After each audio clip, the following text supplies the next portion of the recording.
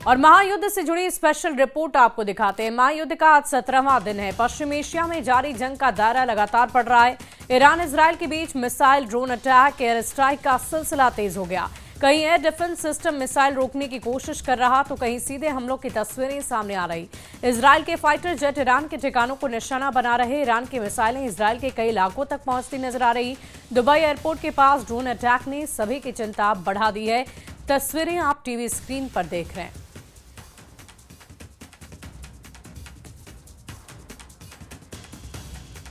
वहीं इजराइल ने पश्चिम ईरान में एक और हाई प्रिसीजन ऑपरेशन का दावा किया। इजरायली सेना ने एक नया वीडियो जारी कर कहा कि उसने यूएवी लॉन्च सेल को निशाना बनाकर खत्म कर दिया है। आईडीएफ के दावे के अनुसार रियल टाइम इंटेलिजेंस के जरिए ड्रोन लॉन्च की तैयारी कर ड्रीम लोकेशन मिली, जिसके बाद इजरायली एयरफोर्स ने जेट से हमला किया। दावा यह है कि हमले के बाद ऑपरेटिव्स वहां से भागने लग गए तो कुछ ही सेकंड में उन पर दोबारा हमला हो गया। हमले की सैटेलाइट तस्वीरें, धमाके के सबूत, सब कुछ सामने आए हैं।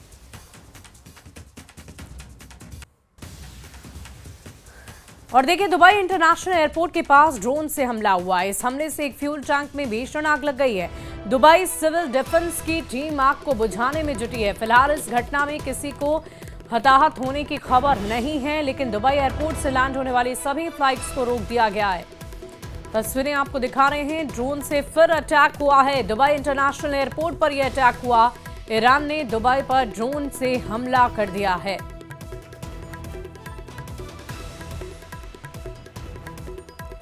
और देखिए, क्या ईरान के खिलाफ जंग में अमेरिका अब अकेला पड़ता जा रहा है? क्या इसी वजह से राष्ट्रपति डोनाल्ड ट्रंप अब नाटो देशों का समर्थन जुटाने में लगे हैं? ट्रंप ने साफ संकेत दिया है कि अगर सहयोगी देश ईरान के खिलाफ इस लड़ाई में साथ नहीं आए तो नाटो का भविष्य बहुत बुरा हो सकता है। साथ ही ट्रंप अब दुनिया के बड़े तेल उपभोक्ता देशों को भी हॉर्मुज़ स्ट्रेट की सुरक्षा के लिए साथ लाने की कोशिश कर रहा है।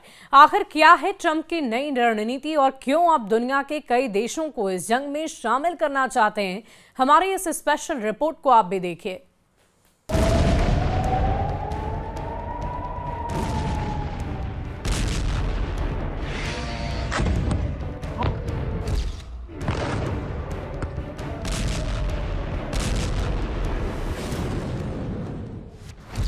क्या ईरान जंग में अमेरिका हो रहा है कमजोर?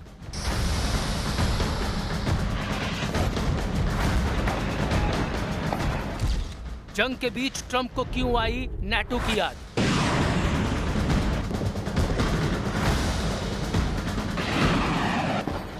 ईरान के साथ बढ़ते सैन्य टकराव के बीच अमेरिका अब अपने सहयोगियों का समर्थन जुटाने में लगा है। अमेरिकी राष्ट्रपति डोनाल्ड ट्रंप ने साफ संकेत दिया है कि अगर नाटो देश इस लड़ाई में अमेरिका का साथ नहीं देते तो गठबंधन का भविष्य मुश्किल में पड़ सकता है। ट्रंप ने चेतावनी भरे लहजे में कहा कि नाटो देशों को समझना होगा कि अगर अमेरिका उनकी सुरक्षा के लिए खड़ा रहता है तो इस संकट में उन्हें भी अमेरिका का साथ देना चाहिए। नाटो को ट्रंप का अल्टीमेटम। ट्रंप ने कहा कि अगर नाटो देश इस संघर्ष में अमेरिका का समर्थन नहीं करते तो नाटो के लिए भविष्य बहुत बुरा हो सकता है।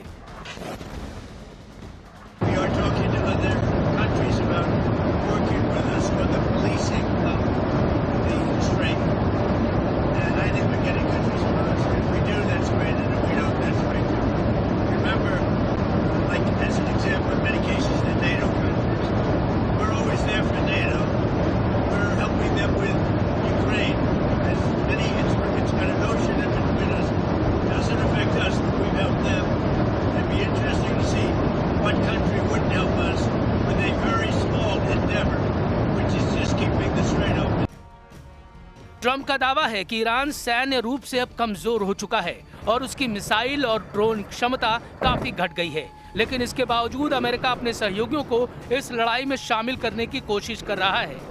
ईरान पर अटैक से पहले ट्रंप दावा करते थे कि वो चंद दिनों में ईरान को धूल चटा देंगे, लेकिन जंग के फौरन बाद ही अमेरिकी सेना को ईरान के पलटवार से ये एहसास हो गया था कि फतह करना इतना आसान नहीं होने वाला। तभी 28 फरवरी से चल रही ये जंग अभी तक बारूदी धुएं से सराबोर है। अमेरिका के 34 करोड़ रुपए की मिसाइलें ईरान के 14 लाख के ड्रोन से तबाह होती नजर आई। अंजाम ये रहा कि पश्चिम एशिया में न सिर्फ अमेरिकी सैन्य ठिकानों पर हमले हुए, बल्कि अमेरिका का सबसे महंगा डिफेंस सिस्टम पैट्रियट भी कुछ देशों में तबाह किए जाने का दावा किया गया। शायद यही वजह है कि अमेरिकी राष्ट्रपति नेटो देशों को मदद के लिए पुकार रहे हैं। जाहिर है, अगर नेटो देश अमेरिका की मदद नहीं करेंगे तो उन्हें ट्रंप के गुस्से का शिकार भी होना पड़ेगा। तेल का रास्ता दुनिया की चिंता, अमेरिका की 7 देशों को साथ लाने की कोशिश। ईरान के साथ जारी तनाव के चलते पूरी दुनिया की नजर अब पश्चिम एशिया पर टिकी है।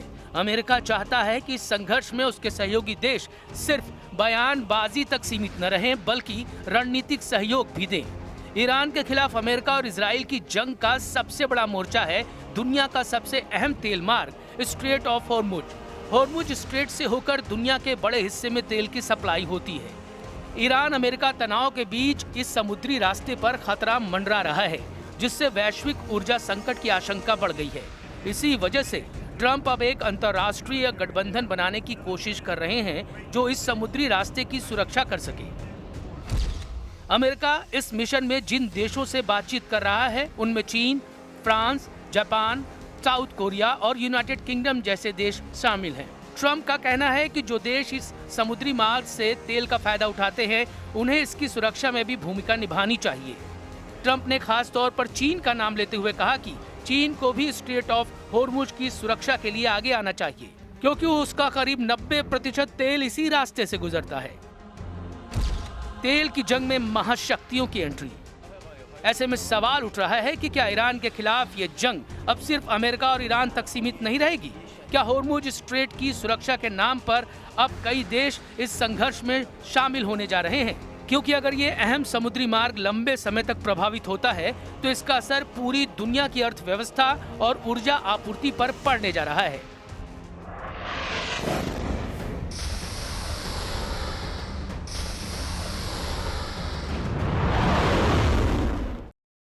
दूसरी तरफ ईरान ने जंग में पहली बार सेजल बैलिस्टिक मिसाइल इस्तेमाल करने का दावा किया। ईरानी मीडिया IRIB के अनुसार ऑपरेशन टू प्रॉमिस 4 की वेव 54 में इस मिसाइल को लॉन्च किया गया। सेजल मिसाइल को ईरान की बेहद अहम बैलिस्टिक क्षमता के तौर पर देखा जाता है और इसीलिए इसका पहली बार इस्तेमाल सिर्फ एक लॉन्च नहीं बल्कि सीधा स्ट्रैटेजिक एस्केलेशन माना जा रहा है। इस स्पेशल रिपोर्ट को आप देखिए।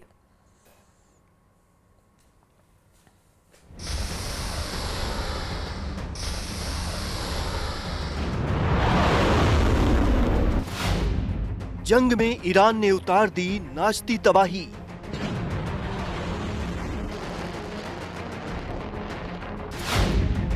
पहली बार डांसिंग मिसाइल से प्रहार।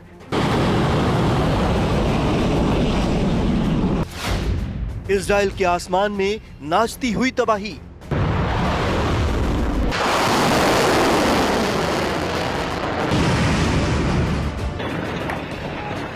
पश्चिम एशिया में चल रही जंग में पहली बार ईरान ने आसमान में बारूद की ऐसी लकीर खींच दी है कि पेंटागन से लेकर तेल अवीव तक सैन्य अफसरों की नींद उड़ गई। ईरान ने दावा किया कि उसने पहली बार जंग के मैदान में अपना सबसे खतरनाक ब्रह्मास्त्र उतार दिया है।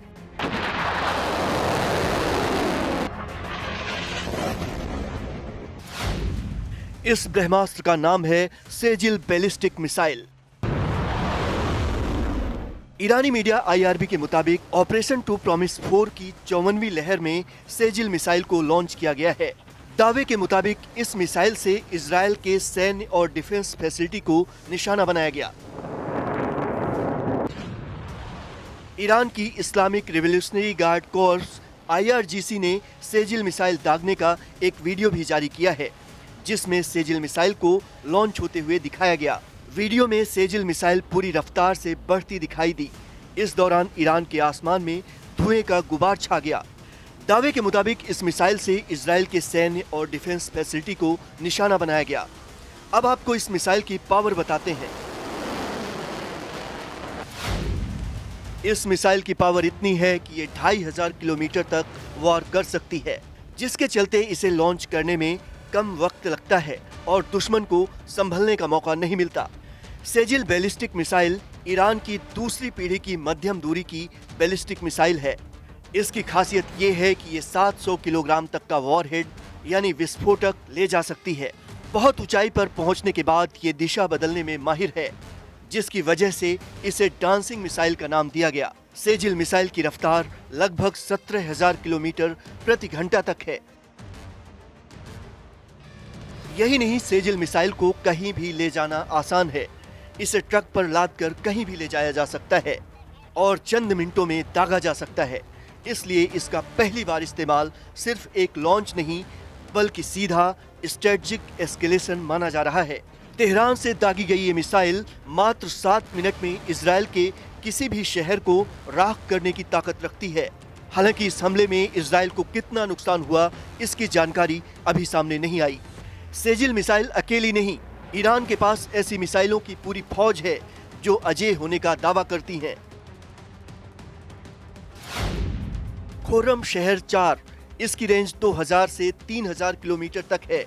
इसकी खासियत है कि 1500 किलोमीटर का भारी वारहेड ये मिसाइल ले जा सकती है और क्लस्टर बम गिराने में भी माहिर है। ईरान का एक और ब्रह्मास्त्र है फतेह 1। इसकी रेंज करीब 1400 किलोमीटर है। ये एक हाइपरसोनिक मिसाइल है जो हवा में दिशा बदलने में सक्षम है और रडार की पकड़ से बाहर है। इसी तरह से ईरान की एक और खतरनाक मिसाइल है खैबर शिकन, जिसकी रेंज करीब 1450 किलोमीटर है।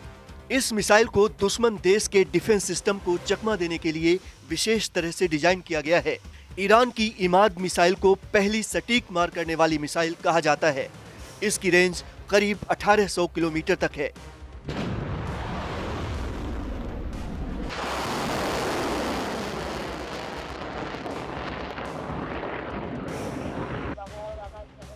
ईरान की असली ताकत उसकी इन मिसाइलों की संख्या नहीं बल्कि उनकी सुरक्षा है।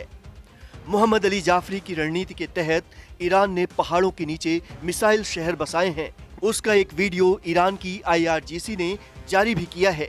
इस वीडियो में ईरान के सैकड़ों घातक मिसाइल नजर आए। ईरान ने दावा किया कि उसके मिसाइल भंडार जस के तस हैं, उनमें कोई कमी नहीं हुई। ईरान का ये मिसाइल जखीरा पहाड़ों के नीचे बनाया गया है।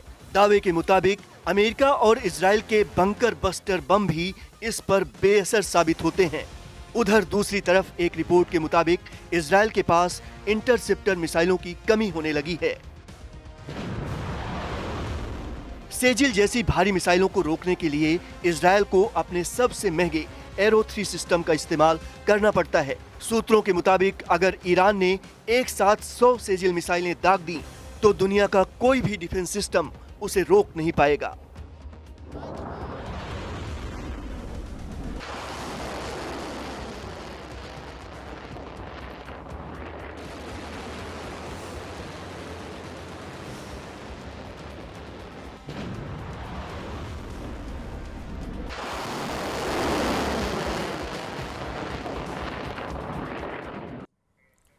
ईरान के हमलों के बीच यूएई का बड़ा बयान। ईरान के मिसाइल हमले किए गए तबाह। एयर डिफेंस सिस्टम ने मिसाइल हमलों को रोका है। मिसाइल और ड्रोन हमले हवा में रोक दिए गए।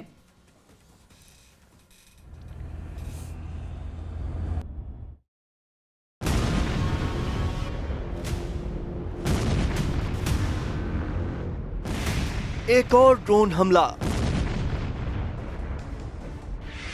दुबई फिर से दहला। दिन हो या रात, दुबई पर बमों की बरसात।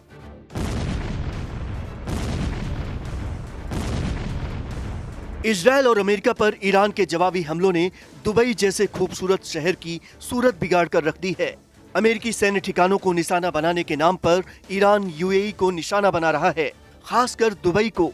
इस बार तो उसने दुबई एयरपोर्ट के पास ड्रोन अटैक किया।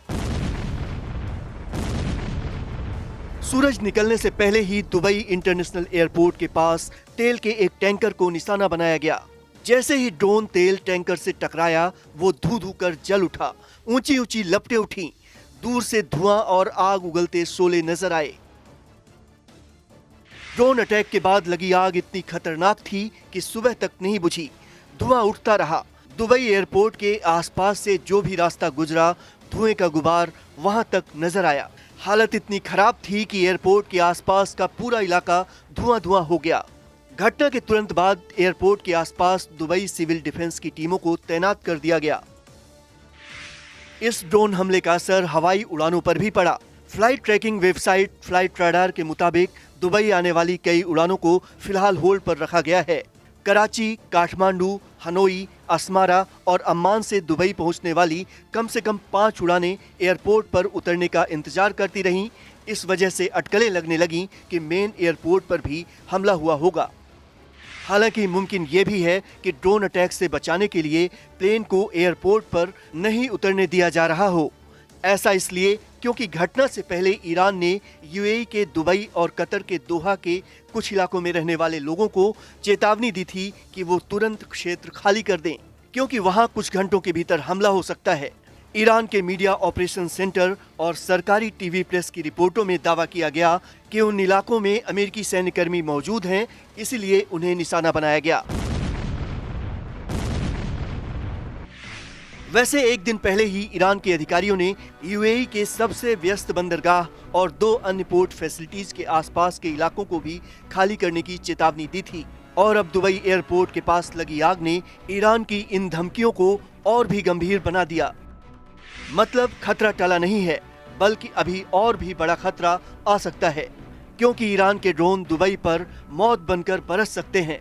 हालांकि यूएई का दावा है कि उसके एयर डिफेंस सिस्टम लगातार मुकाबला कर रहे हैं। कुछ दिन पहले उन्होंने ईरान के कुछ ड्रोन मार गिराने का वीडियो भी जारी किया था। दुबई का एयरपोर्ट दुनिया के सबसे बिजी रहने वाले एयरपोर्ट्स में से एक है और ईरान के लगातार हमलों ने इस बिजी रहने वाले एयरपोर्ट की रफ्तार रोक दी है। खौफ इतना बढ़ गया है कि कई विमान आसमान में ही अटके रहे, क्योंकि डर था कि उनके एयरपोर्ट पर लैंड करते ही तबाही हो सकती थी। और मौजूदा हालात देखकर ऐसा लग नहीं रहा कि ईरान जल्द ही सब ठीक होने देगा।